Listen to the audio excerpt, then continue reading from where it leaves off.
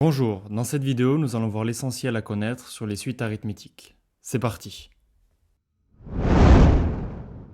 Première partie, définition et relation. La définition est la suivante. À partir du terme initial, on passe d'un terme au suivant en ajoutant le même nombre, noté R, et appelé la raison. Prenons un schéma pour mieux comprendre. On va avoir les premiers termes de notre suite, le terme de rang P, le terme de rang N et le terme de rang N plus 1.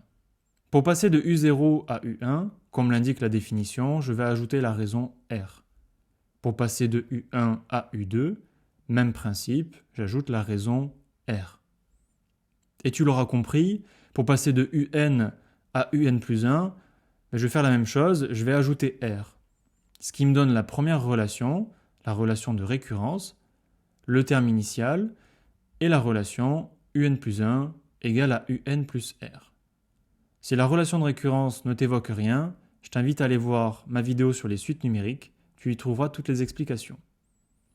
Maintenant, imaginons qu'on souhaite passer du premier terme U0 à un autre terme directement, par exemple U2.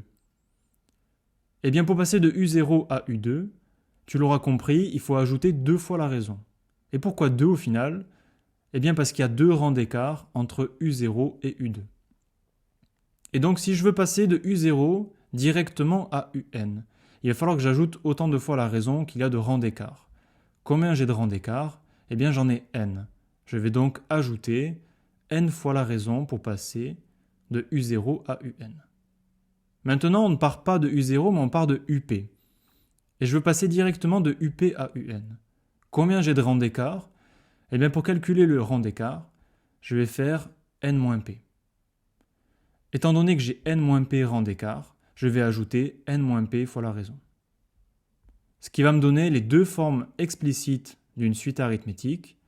La première, c'est que UN, c'est égal à U0 plus NR.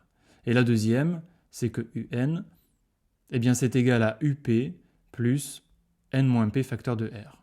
Et au final, tu l'auras remarqué peut-être, mais si tu remplaces P par 0 dans la deuxième expression, tu obtiens la première.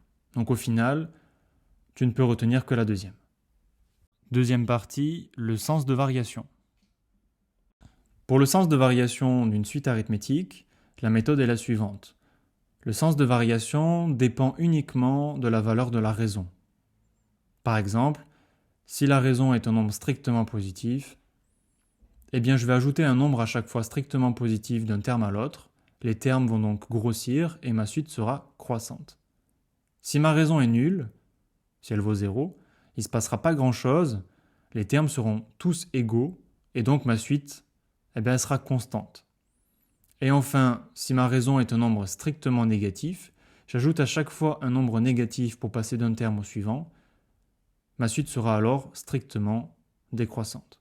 Selon le cas de figure où tu es, tu auras donc directement le sens de variation.